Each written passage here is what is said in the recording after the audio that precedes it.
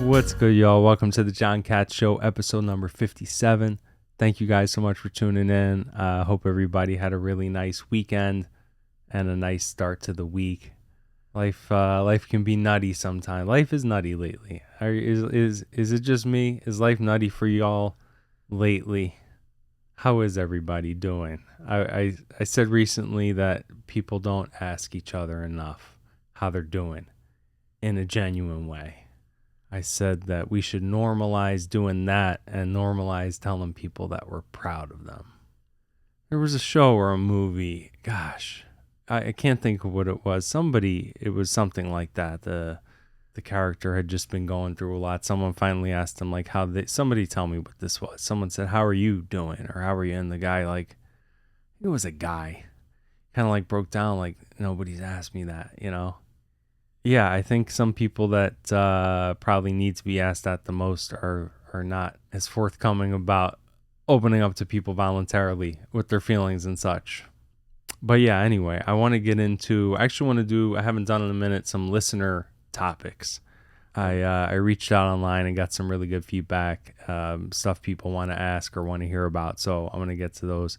Some crazy stuff going on lately. Maybe there'll be more developments by the time you hear some of this, but I guess they figured out there was so much with that Titanic submarine. I kept seeing so much about. I guess that's all been solved other than the conspiracy. People are very into their conspiracy theories.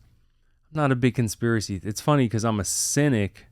I feel like it's gone so far in the other direction that, like, if you're cynical now, it's against some of these because everything's a conspiracy. The minute it happened, it's like, the people on board were part of this political group and this and that. Like, no, it seemed like amateur hour with these tours they were given down there. I don't see how they could have just got these guys in a capsule, and I don't know.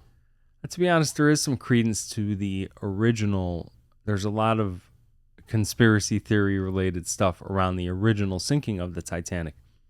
Back then, I feel like you really could get away with some shit. I mean, what was that I should know what year that was, but early 20th century, was that like in the 20s that happened? I mean, the limited way in which people were able to gather and receive information back then, forget it. But yeah, there does seem to be some credence, to the idea that it was sunk on purpose somehow based on the people that actually were on board that ship, but then also that it wasn't the actual Titanic. There's a lot of evidence around that as well, that it was some sort of insurance related scam. I don't rule a lot of that stuff out. There's so many memes about, like, the death counts of the Titanic going up. Listen, I don't care if people are assholes, but people are, like, just assume because they're billionaires, they're terrible people too. Unless somebody's like some evil, molester or serial killer or something, like, I'm not gonna, even that I don't mock deaths, you know what I mean? Yes, I'd be happy to see certain elements removed from the earth, but, like, I probably still wouldn't tweet like a meme about it. Something still feels distasteful there. I don't like to sound holier than thou. I just, for me personally, not a big fan of, like, joking about deaths. Like, I see a lot of jokes about the Kobe stuff with the helicopter and this and that. That stuff always gives me a very uneasy feeling. What else is going on? There's a coup in Russia, I guess. I mean, look, as far as conspiracies go, you got to look at this type of stuff. The war for forever. The way that wars are started and the way that they're used for profit and manipulation and stuff that's beneath the surface and not really apparent to people. And this whole Russia-Ukraine thing has had some really strange aspects from the beginning. Now we just come to find out that billions. I don't want to get into the whole.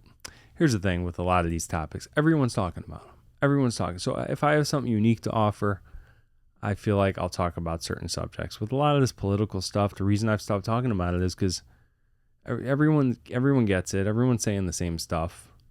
So, if I don't comment on a lot, and I know it's a lot of what people want to hear about, but if I don't comment on that stuff, it's just because, look, I feel like I don't. I've said it. Either I've said it all till I'm blue in the face, or I have nothing more to add at the moment. And I feel I will. But yeah, the only thing I'd say about all that is, like, if you don't realize by now that our government has really become a uniparty, right? That has everyone squabbling over these 2 or 3 hot button issues Well, they just continue with this industrial war complex that's really been running things for a long, long time. And I commented recently that the fact that warmongers somehow co-opted the hippies is quite the fucking feat. You know what I mean? Somehow they manage. People just have to kind of look objectively at what they're supporting and at what the people that they're supporting are actually doing. And if you vote someone in to represent you and you got a lot of problems in our country and they're squabbling over God knows what, throwing billions and trillions of dollars at God knows what, you kind of got to stop and look at the big picture of that for a minute, in my opinion. All right, so let me get to some of these listener topics and questions. I actually got a bunch of good ones. I really like to do more of these. I like to communicate. So hit me up anytime. I always say email johncatshow@gmail.com or johncats79 on Twitter. You guys can remain anonymous if there's ever anything you want to ask or hear about. I enjoy doing these. I'm going to try to do it, every few episodes, slip a bunch of these in. All right, so this first one comes from Gigi on Twitter. And Gigi asked, have you ever changed people's minds on positions they held strongly?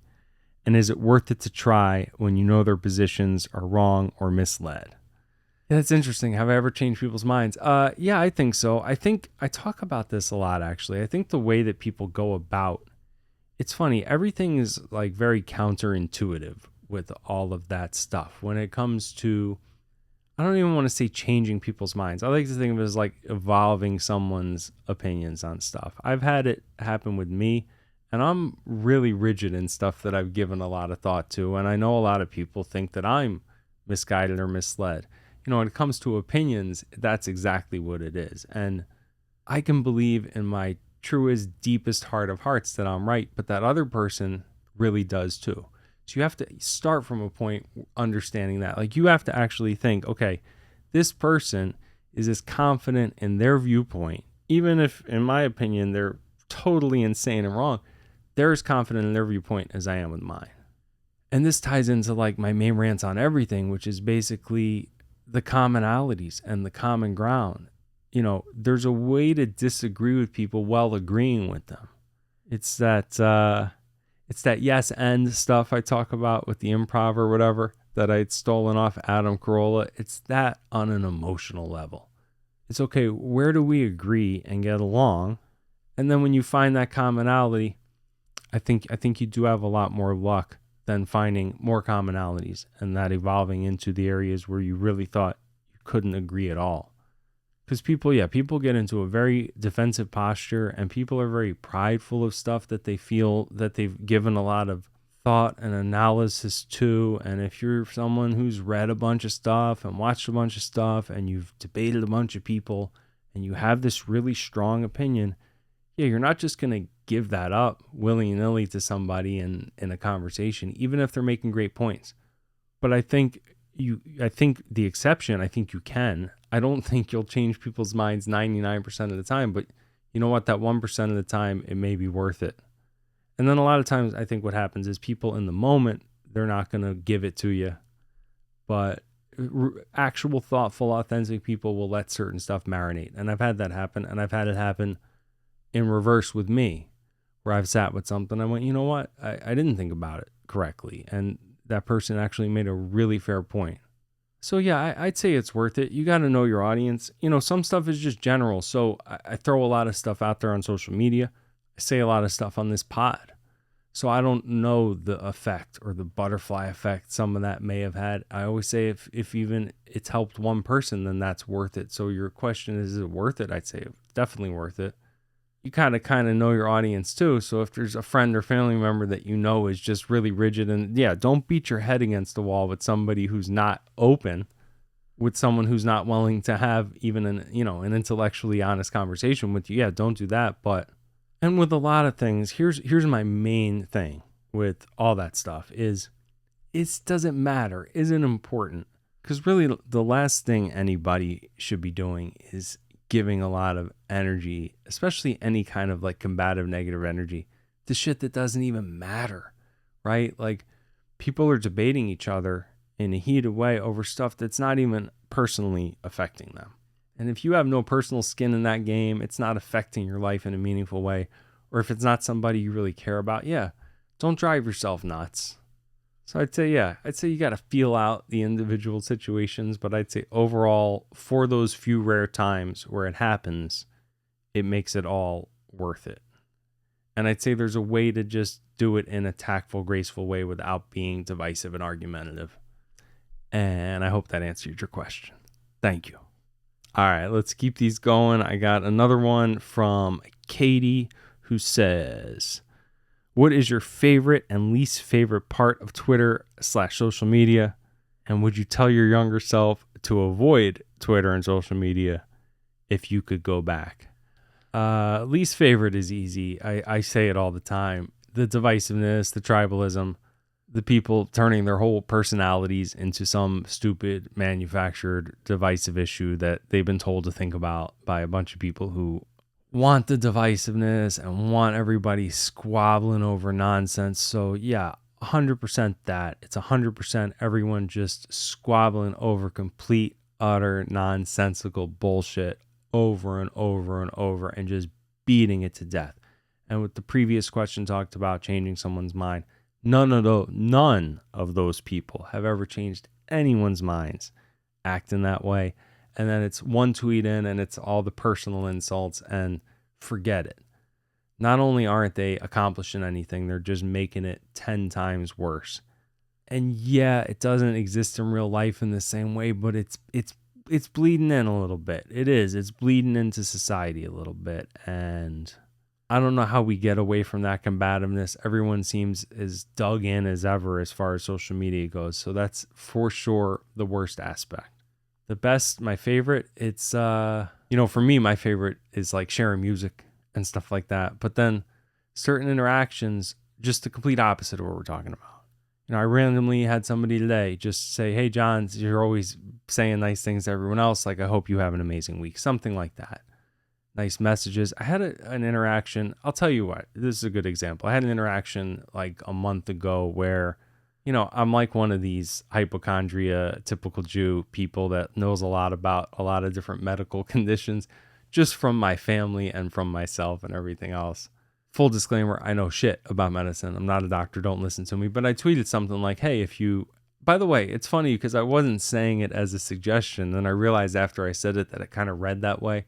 I was just kind of saying it as a funny fact about myself. So that was even made it more interesting because I said, if you tell me about your ailments or illness or something, I'll turn into a Jewish mother with all the suggested remedies. I was basically just saying that's how I am in real life, because if people say to me, oh, I have this thing in my knee, like I always have a million medical suggestions of how to treat it or what it could be.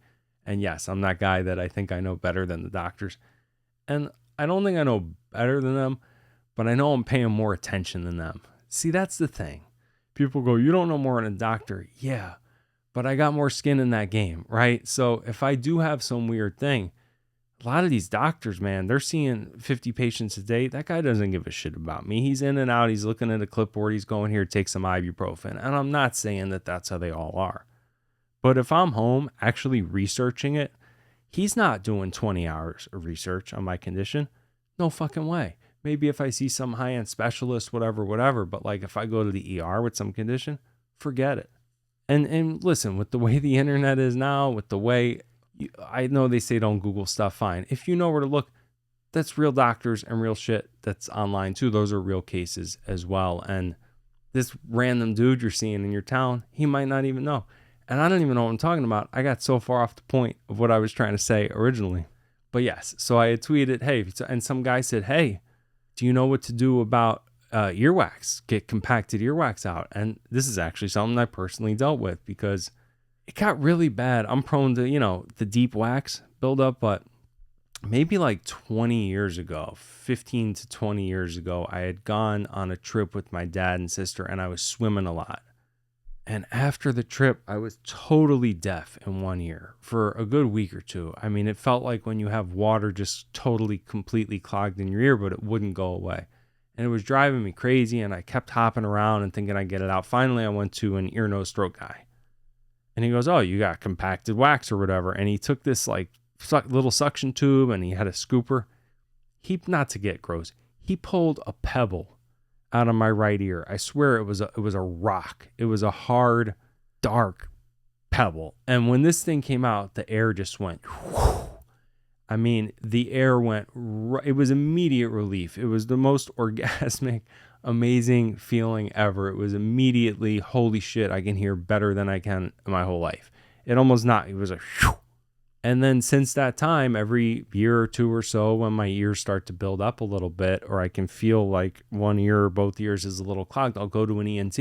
So for anyone out there trying these home earwax remedies, forget it. You literally go to you go, hey, I need to get compacted earwax removal. They all know what you're talking about. They either have a long scooper or a sucker or both. And you're in there like 10 minutes and it doesn't hurt. And they just take it out. So I told the dude this. I said, hey, the only thing that works is you go to an ENT and they'll take it out and it'll feel amazing. You'll be a new person. The dude went the next day and he replied and said he's a whole new man, that it was amazing and quick and painless and that it completely worked and that nothing else worked. That shit makes me feel so good. So I guess, what was this question? My favorite? That's my favorite part of Twitter. Shit like that. And it doesn't happen often, but I think I just made a real difference in this dude's life because he was walking around with clogged ears trying all these earwax remedies. And if I didn't say that stupid joke about me being a Jewish mother, he wouldn't have asked. I wouldn't have told him. And he went the next day. And now he feels better. That's fucking amazing.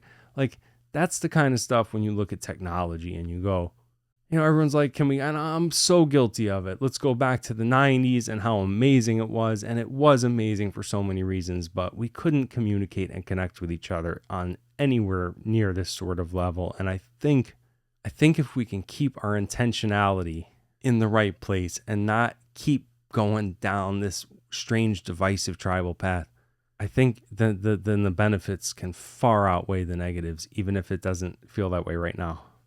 And the second part of that question, if I could go back, would I not use social? No, I would definitely not change it. Here's the thing. I've never been a big social guy. I was the guy that posted one picture a year on Facebook or something like that, if that. I went through stages earlier in my life with MySpace and then Facebook, fine. But even with Twitter, I didn't have my real name and my picture wasn't really my picture for a long time. And then it was kind of like this artistic, people do like, you can't really tell what I look like fully with a fake name. And, I guess I got big on there like 2016 and I was doing a lot of that, but I didn't want my real name and face and identity out there and all that. It was really this pod that made me put my real identity onto social media. Because I was like, if I'm doing a pod, then I got to put myself on there and share it and share clips and interact. So I did. And now I'm comfortable with it. I've had my real name and face on there for 3 years now plus or whatever. And again, for me personally, my negative interactions are pretty minimal because I try not to be a fucking asshole to people. But also, here's the real reason I wouldn't go back and change it, because I've met some lifelong people that I think I'll just know forever. And if I didn't go on there, then I wouldn't have. And so for that alone, I wouldn't change it. And again, just net or whatever, on balance, it's for sure been an overall positive experience. And I think, again, it comes down to intentionality and how you use these things. And I also think it's good to not live in that space too long and to take breaks from it and not let it define your actual real life existence, and to really just be able to compartmentalize it as it's being its own thing. Twitter, social, that's its own thing. It's not real life. It's just this thing I do that I get enjoyment out of. And if I'm not getting enjoyment out of it, then I shouldn't be doing it. So I hope that answers your question. Thank you so much, Katie. And moving on, we got one from Beansy. And Beansy says, what's one thing people misunderstand about you, and what qualities do you admire most in others? Shit. I'll start with the what do I admire most in others, because that's the easier one to answer. The stuff I admire most in others, I actually talk about a lot. Is the stuff I admire most in others, honestly, is stuff that I feel I've always lacked in. So just for one, when I see these people who like really have a motor, that's something I always admire, because I can't feel that. I can't relate to that. I've never been able to relate. These people that really have a deep drive, right? And I don't mean, look, there's some really miserable people out there, right? I'm not saying anybody that just grinds their ass off is who I'm talking about, but I guess it's the passion aspect. The people who they know their purpose, they know their passion, and they just go for it, and they don't let anything stop them, and they're go, go, go, and nothing's going to stand in their way. When I see people who are genuinely and authentically like that, and they have that good heart and intention to go along with it, like, I admire those people more than anything. I'm inspired by those people more than anything. The main character traits I love about people just in general is authenticity, obviously. Just people who are genuine, people who are comfortable being themselves, people who can make fun of themselves and make fun of other people in a fun way. So, like, obviously humor, lightheartedness, that's huge. Thoughtfulness, intelligence, grace. I like people you could sit in the room with and feel comfortable. I don't know fully how you define that thing. I've tried to define it a lot, but that's the main thing. I like people you can sit and calmly feel their energy, and everybody's very comfortable. And as far as I admire also people that like here's another thing I admire people that are real experts in stuff. So, like, again, if someone devotes their life to a passion, but they become, the world-renowned expert physicist on black holes or whatever, or the dude's just like the best cabinet maker in the world, right? Or someone who's an amazing singer or guitarist or painter or whatever, piano, whatever it is. If someone's just truly amazing at something and has devoted their life to just being, goated at that craft, that I admire and am inspired by a lot. And then, to go along with that, people who then break molds and do things other people haven't done and create things other people haven't created and come up with original things. Because that's very rare. So those people, I'm very inspired by them. I hope that answers your question. Thank you. All right, moving along. This comes from the girl Aggie. Aggie Rican, shout out. She's been on the show. Aggie says, what are things people do to comfort themselves? Now, I don't think she's asking, like, what are things people do objectively? I think she's asking more like, what are things people do that work? Like, what should people do? Kind of that connotation. Because what do people do? They drink and do drugs and bang hookers and watch a lot of porn. No. Yeah, they sleep a lot. They eat a lot. It's actually a topic I've talked about a lot. To actually comfort yourself, to truly comfort yourself. I won't go into the whole inner child thing again and the inner bonding and all that. If you want, you can go back previous. I had Dr. Margaret Paul on. Check out her book, Inner Bonding. That's how you really comfort yourself, is you sit in almost in a meditative state and you talk to yourself and you allow yourself to feel real emotions and you be brutally honest with yourself, which people cannot do. They at least can't seem to. I can't speak for other people. People can't seem to do that. I know how hard it is really to kind of dispel certain rigid beliefs and things that you've, hardened so deeply with and built walls up with and everything else. So yeah, I think the way to really comfort yourself is, again, it's not to push feelings away. If you're pushing feelings away, you're not comforting yourself. If you're feeling sorry for yourself, you're not comforting yourself. If you're feeling sad or anxious or depressed, chances are you're feeling those things because you're not properly comforting. The way to actually comfort, and I don't know shit. I know what works for me and gets me through some tough times and things like that, and things I've read and things I've learned, and a lot of it's been really relatively recently. So take it all with a grain of salt or don't. I can only share my personal anecdotal experiences. However, the only way I have found to truly dispel a negative feeling is to allow yourself to fully feel it and to understand why you're feeling it, and then go through the process of kind of releasing it out the other side. And I know that's abstract, and I know it sounds easier said than done, and maybe that feels a little different for everybody, but I think anyone thinking about comforting themselves, I would just say, think about the long term, try to think about stuff as objectively as possible, and then try to allow your stuff to actually feel what you're feeling and to be brutally honest with yourself as to why you're feeling it. And then let yourself know you're allowed to feel it. Because like I say it all the time, what really upsets people and what really trips people up is this idea that We get more upset at the feeling itself. We get more upset that we're feeling this thing and that we're not supposed to, and it's bad. And it becomes this cycle of, I feel this sadness, therefore I feel this sadness, therefore I feel this sadness. And why do I feel this? It's like, rather than just saying, okay, let me feel it, let me absorb it, let me process it, let me learn from it. And then if you can flip that negative into a positive by learning the lesson from it, then ultimately, yes, that's how you're going to gain the most comfort. But look, a lot of things just fucking hurt. A lot of things just suck. And sometimes there's nothing we can really do to speed up that process. Even in the best case scenario, it's going to hurt like hell to go through, just because that's part of life, and a lot of life is pain. And I guess that alone, just kind of saying, hey, everyone feels this way. Everyone goes through this kind of stuff. Everyone suffers. No one gets through life without the suffering. That alone also does alleviate a lot of the, woe's me, maybe self-loathing type aspects that go along with some of those negative conflicts and feelings. So thank you, Aggie. Appreciate it, and see you soon. And the next one comes from Foo, also part of the, listen, check these, Foo, Aggie, all those guys, they're over on KLRN, giving them a free plug, klrnradio.com. Check them out. It's a whole really nice, smart, fun, gracious family over there. They got a bunch of cool podcasts. So check those guys out. Fu said, quote, taxation is theft. That was her topic. Yes, Fu, it is. Why do we have, 87,000 IRS agents? Did I even get that right? Don't quote me on that. It's some insane number.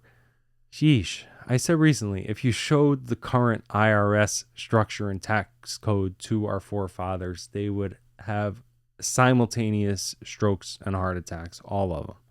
And I know we started the tax system, and again, don't quote me on any of this. I believe we started the tax system as a way to pay for Civil War stuff, which I was looking up and reading about recently, but man, what it's become, like what is going on? And here's the thing, talk about stuff that's convoluted and overbloated and abstract that nobody can understand.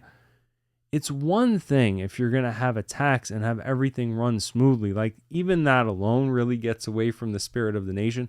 But I think people could swallow that pill. If everyone was paying like 10% across the board, 20% across the board, and then everything was smooth and we had secure borders, and we had a healthy military, and we had healthy roads and bridges and hospitals and airports, and all of these governmental systems ran properly, and we weren't $30 trillion in debt, and on and on and on. People will go, okay, there's money's going somewhere. It's really where it's the fact that people feel like they're given half of what they earn away, literally half, between your income tax federal, then you might have state, all the other taxes you're paying, property taxes are through the roof, with sales taxes and fees on top of everything else. Like pretty much everyone's given half their money to the government at this point, right? And then their solution to everything is, well, we'll tax people more, and we'll tax rich people more, and we'll tax. Brother, it feels like theft, to quote Fu, because you give all this money and then you don't know where it goes. And then you look around and you say, wait a minute, I just gave the government half of all the money that I earn, and every one of my friends and family is too. You look around and everything's falling to shit. And then the debt keeps going up. So where's it all going? In an ideal situation, yes, the tax code would fit on an index card. It would just be flat rate. Everyone pays debt. Everyone paid 15%. Done. Don't talk about it again. 15%. Done. And then give me a receipt. Imagine, that's the other thing. People spend more money on taxes than they spend on pretty much anything else in their lives. And you don't even get any sort of receipt with it. You don't get an invoice. You don't get anything showing this, because they don't know. They don't know where your money's just going to interest anyway. Like, they couldn't even give that to you if they wanted to. That's how convoluted and bloated and indiscernible it's become. So, yeah, it's already a completely broken system that's so far away from the original design. And then people to then say, just tax more and more and more. I can't understand the logic of a lot of this stuff. So yeah, Fu, I agree with you. Thank you for the question. I hope I answered it. Moving on. Andrew. Andrew says, why are candy corn and circus peanuts denigrated by society? Because they're ass, Andrew. In all fairness, here's the deal. Candy corn is not terrible. And I would actually sit if I was hungry enough with a bag of those candy corn, especially if they had like the chocolate ones, and like the original ones are okay. I actually like the ones with a little chocolate instead of the white part. They're not terrible. Bro, if you're eating circus peanuts, that's actually a problem. Those should be denigrated by society. Here's the thing. Nobody would ever like choose to eat that as a snack. Imagine you went over to somebody's house and they actually had options of like real candy, like some Reese's cups and some peanut M&Ms or something, and you saw them whip out a bag of fucking circus peanuts and just decide to eat those intentionally.